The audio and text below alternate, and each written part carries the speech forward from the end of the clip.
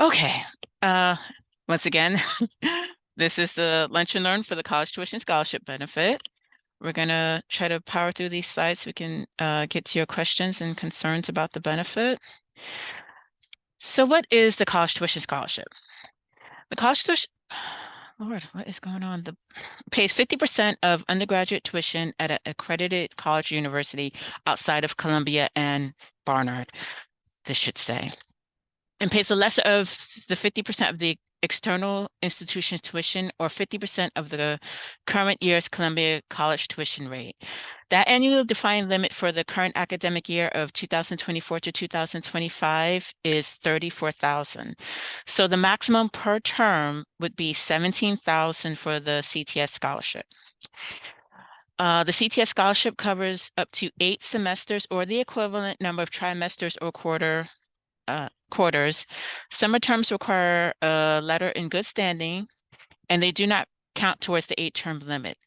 Additionally, to be eligible for summer terms, the dependent child must have already attended a full year, so a fall and spring semester at their home school.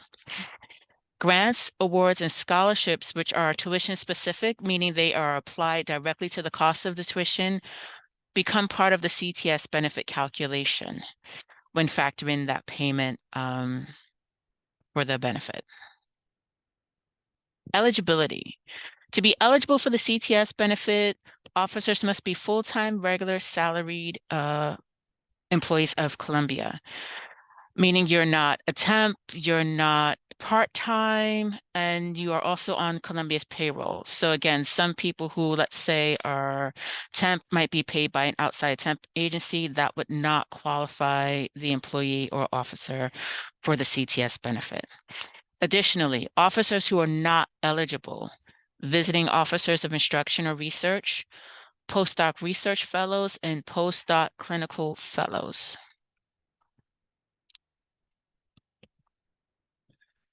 Continuing with the eligibility, dependent children must be under the age of 26 at the time they begin matriculation. So again, as long as your child was under 26 when they've started their degree program, they would be eligible, even if again, they're going to age. They're going to age past 26. As long as the degree program was started under the age of 26, 26 or under, they will be eligible for the CTS benefit. Officers hired, rehired, or appointed or promoted on or before July 1, 2011, with no breaks in service of more than 31 days would be eligible for a dual CTS benefit, which could pay up to 100% of the tuition costs. Both parents would need to be officers of the university, referring back to the previous slide on eligibility, and they would both need to apply for the benefits. So if you think you and your partner or another officer would be eligible for dual CTS, again, you must have been hired, appointed, or promoted before July 1 with no breaks in service of 31 days, and you both would need to apply for the benefit. Officers hired, rehired, appointed, or promoted after July 1, there's only one CTS benefit, meaning you would not be eligible for the dual CTS.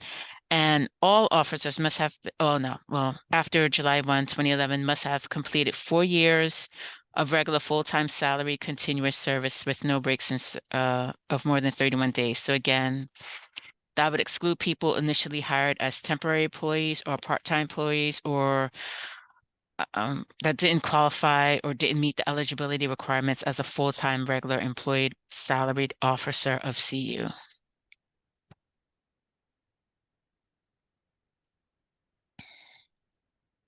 What is covered? Undergraduate degree programs. So no graduate degree for benefits for the college tuition scholarship program at accredited colleges and or universities, and we cover up to 8 terms, but as stated previously, we also cover the equivalent of 8 terms if the school has a tri-semester or quarter semester academic year. The accredited college or university must be on record at the U.S. Department of Education, post-secondary institutions and programs. International schools are also research per the country's accrediting body to confirm accreditation. So this is a popular question we get. Some dependent children do attend schools abroad. We do cover that after we verify their accreditation process, or that they are accredited to their equivalent country's governing body. Lesser 50% of the external institution's tuition or 50% of the current year Columbia College tuition. So again, that's what the benefit pays, a maximum of 50% of the tuition or the lesser of the current year, Columbia's current year rate, which I stated previously. Columbia College is $34,000 for the upcoming academic year, 2024 to 2025. How does the benefit work? CTS only covers the tuition costs. So fees such as health services, housing, student activity, laboratory, athletic fees, books and other supplies, even if they're not covered, even if they are combined on the bill as tuition. If a dependent child receives grants, awards, and/or scholarships from other sources, the amount of the CTS will be capped at your tuition liability at the school your child attends. So it will never pay more than what the actual tuition expense is. And that includes scholarships and grants that are tuition only. A CTS benefit will never cover more than either the max CTS award or what you need to cover your actual tuition costs after awards or scholarships, whichever is less, which again reiterates what I just said. Give me 1 second. I'm just checking the chat. Okay. Here's an example of how the benefit works and how the payment is calculated. If the tuition at both Columbia College and your child's college is, let's say, $10,000 per term, and the student has $5,000 in non-CTS grants, meaning additional scholarships and grants, not including the CTS benefit, and they will still receive $5,000 CTS towards the other college. So again, they will still get the 50%. The max CTS 50% of tuition, again, 10,000 times 50% is 5,000. The max CT. I'm sorry, please mute. Thank you. The max CTS and the lesser of the CTS are equal, so it would be $5,000 for that particular example. If the tuition at both Columbia College and your child's college is $10,000, and the student has $8,000 in non-CTS grants, awards, or scholarship, will still receive $2,000 CTS to attend the other college. In that situation, that's an example of the lesser of, because again, we're never going to pay more than what the actual tuition costs or what the child's or parent's liability is for that bill. Required documentation. So we required the completed CTS application, and we asked again that when we complete it, meaning you don't leave any portion of it blank. Those blanks or missing information creates a delay in processing your application.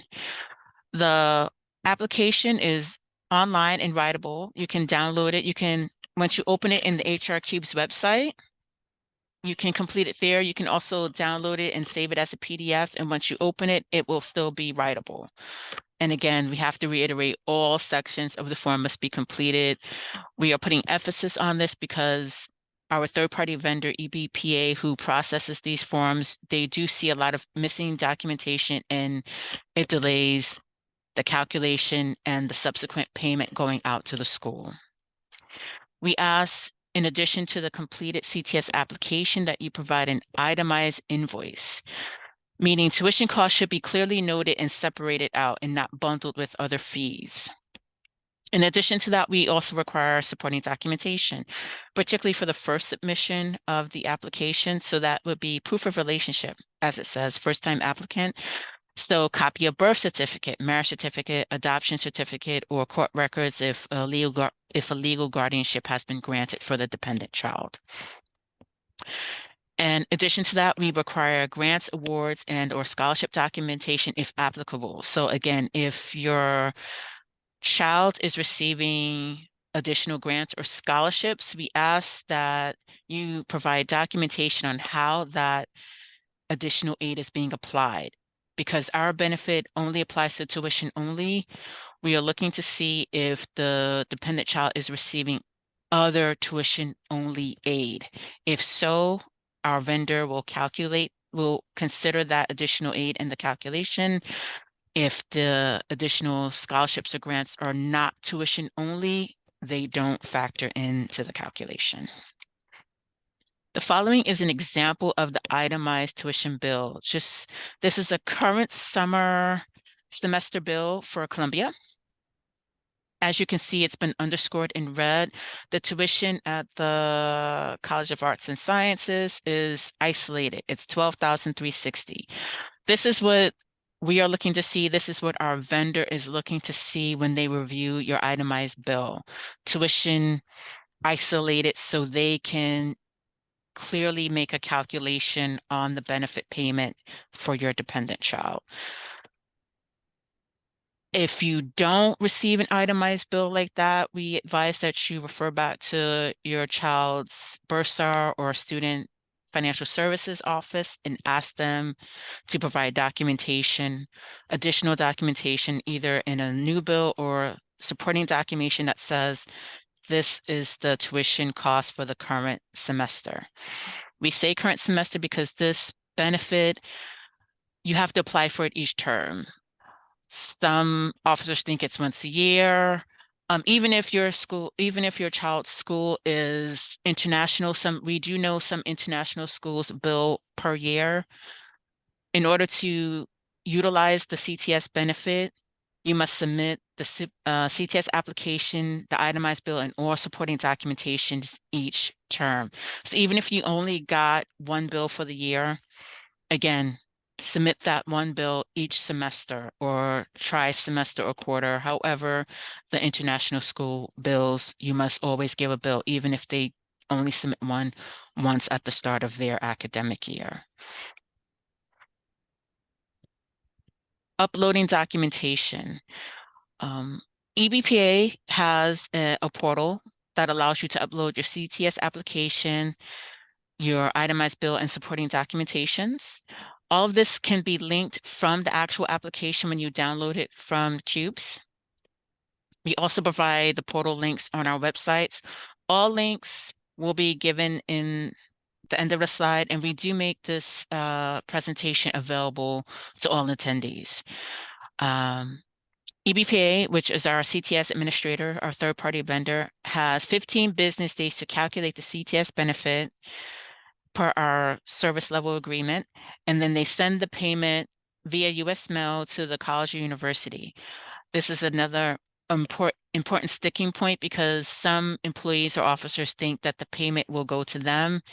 The CTS benefit is never paid directly to the employee or officer. We send the payment directly to the school, which is why you will see once you begin this process, we ask that when you submit the itemized bill, in addition to that, you clearly provide payment information.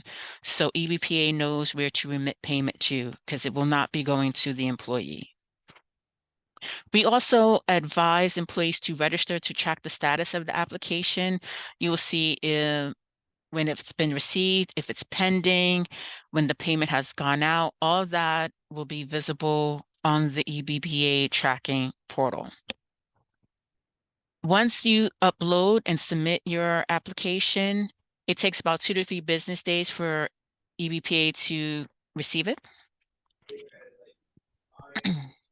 And if anything is missing, EBPA will send you a letter. Again, the status will be in the tracking if you register to monitor it. But again, missing information will cause processing delays and delays in payment. And you have to be aware of that since all schools have payment deadlines. And since the overall process does take 15 business days, you don't want to add any more additional time to that in order to ensure the payment gets there on time and you avoid things like let's say, late fees from your child's school or registration holds because of non-payment for applications and things submitted either late or missing information that was not provided in a timely manner. This is a screenshot of the portal where you would, again, click on the link once you access the form. It will take you to this page. You click on tuition accounts. It asks for this information, and then it has the ability for you to upload your documentation, your CTS documentation. So what's new? Again, these Lunch and Learns are new. We just rolled them out. We do the CTS Lunch and Learn twice a year. We also do other Lunch and Learns for our other tuition programs, PTS, which is the primary tuition scholarship for New York City residents, and for their children enrolled in grades K through 8 at a New York City private school.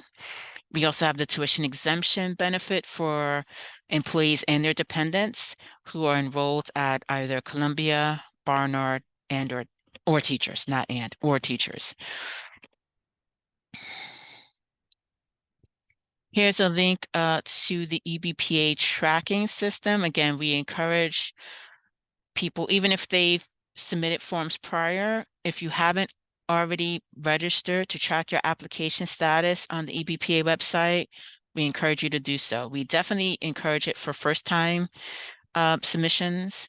But again, if you've submitted before and you haven't registered, it's a great tool to monitor the process, again, to ensure that there are no delays in the processing time, so you're up to date on when payments are sent out, or if, again, things were missing and they need additional data from you, they meaning EBPA. For the upcoming fall 2004 semester, EBPA will begin processing forms on July 1. Therefore, we ask that you submit your form closer to that date. Again, it takes 15 business days, and we don't want to give you the impression that since you maybe submitted the form, that they're working on it. EBPA will not begin working on processing the CTS applications until July 1. If some of you have dependent children whose tuition bills are due prior to the July 1 date, we definitely encourage you to reach out to us so we can speak to EBPA and have them expedite that. We will be providing you with our contact information towards the end of the slide. We also encourage that as soon as you get your itemized tuition bill and your other documentation, that you, again, bundle that all and upload to EBPA after July 1 for the upcoming academic year. Those of you who may be submitting forms for prior semesters, you can do that now. You do not have to wait for July 1. The July 1 date is really for the upcoming academic year, beginning with the fall 2024 semester. Here are some of our resources. So you've got all your supporting documentation and you're ready to complete your CTS application. You would first log on to the humanresources.columbia.edu website. It'll bring you to the landing page where there are some tabs there. You would click on the first tab labeled Cubes.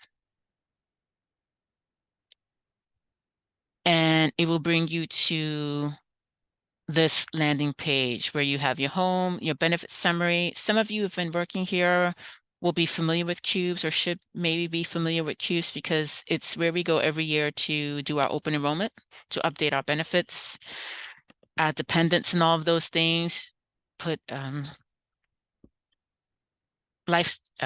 think it's like update on add dependents, whether they be new birth, marriage, etc. Change retirement allocations, but again, it's also where we house our tuition benefit forms. So this is a screenshot of an employee that has tuition exemption for themselves, tuition, primary tuition, other benefits outside of Columbia, which would be where you would find the college tuition scholarship. I'm sorry, please And mute. Kindly in mute. that horizon that's Uh, drawing you all at the same time to inhabit them. Yuri, I'm sorry, please mute. Thank you. Thank you so much. This is where you would go and you would click on College Tuition Scholarship for Dependent Children. It would open up this page. The top of the form has the employee's information, their title, department code, etc., their years of service. On the right side, on the left, there's a date. This date is important because the form is only valid for 30 days. So again, if you hold on to the form and you submit it to EBP after 30 days, they will reach out to you and ask you for an updated form. So please make note, go in to Cubes, download the form when you have all of your supporting documentation and your itemized bill and you are ready to upload to the website, to the EBPA portal. It's another screenshot of the form. Again, it outlines the policy, what's covered.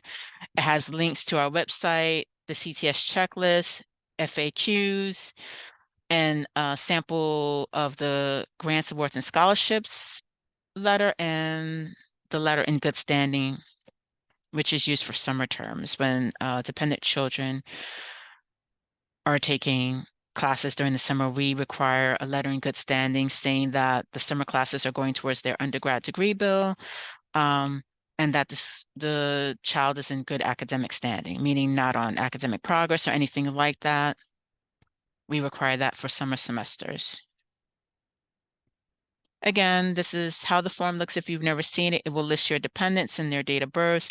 If you have multiple dependents, children in college, you must do a form for each child. So in this sample, there are 4 dependents listed.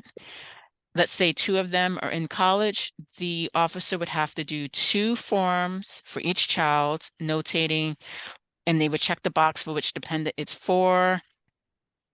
And then on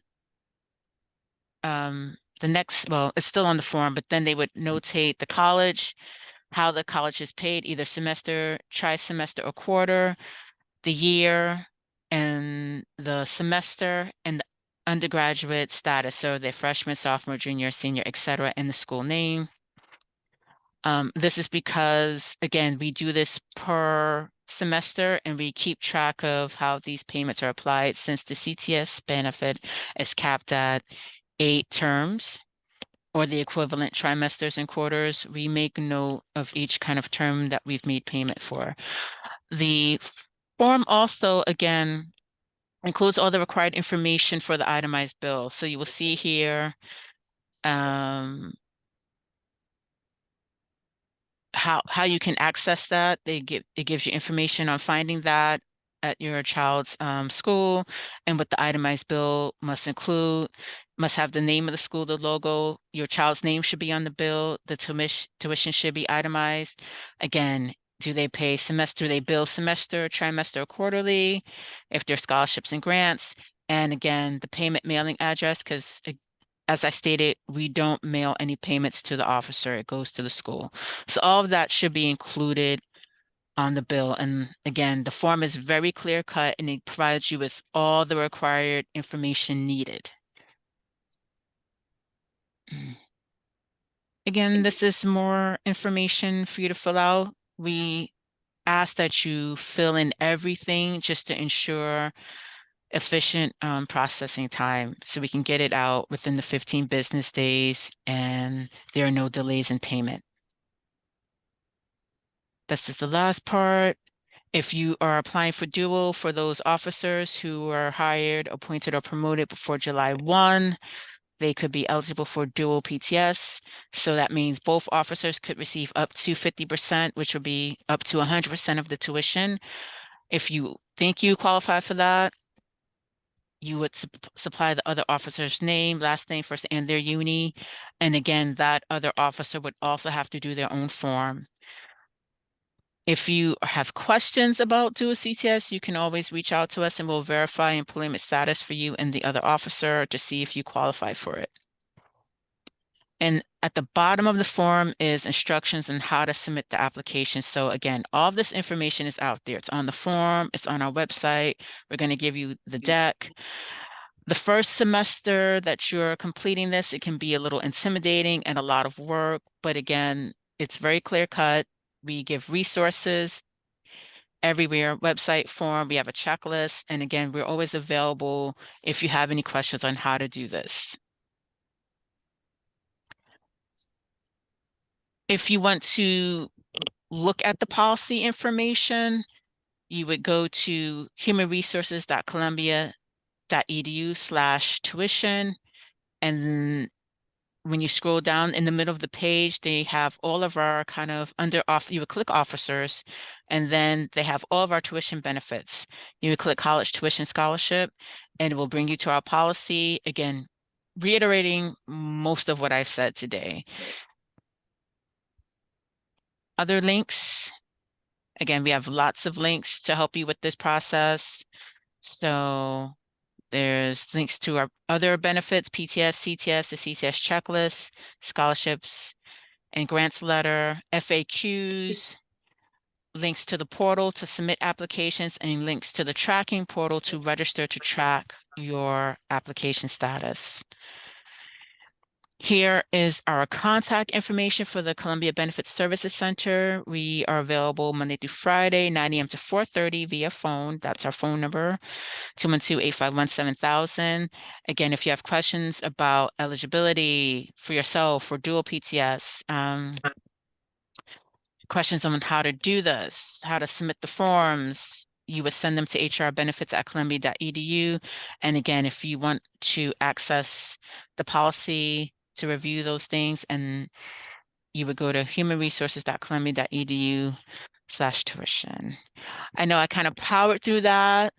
That's because we've been doing these lunch and learns now. We know a lot of questions will be in the chat or when we open up to the Q&A. So I'm going to stop recording as we are going to get into the Q&A portion of the lunch and learn. Give me myself and Michael T-Birch, who is the director of tuition programs here at CU. We're going to try to power through your questions in the chat, and you can unmute and ask questions. Please give me a second to, again, pause the recording.